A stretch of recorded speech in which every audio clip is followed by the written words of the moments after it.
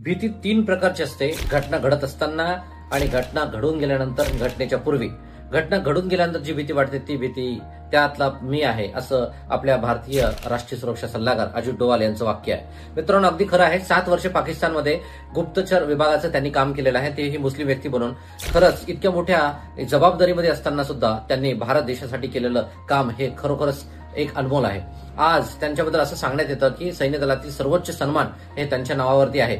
2005 ला ते आयबीचे डायरेक्टर म्हणून रिटायर झालेले आहेत, परंतु 1945 साली आयपीएस अधिकारी म्हणून जॉईन झाल्यानंतर 4च वर्षात ते गुप्तचर विभागामध्ये जॉईन झाले. तेव्हापासून त्यांनी आतापर्यंत काम केलेलं आहे. आज भारत देशाची जर सगळ्यात महत्वाची जर ताकद असेल तर अजित डोवाल यांच्या माध्यमातून आहे.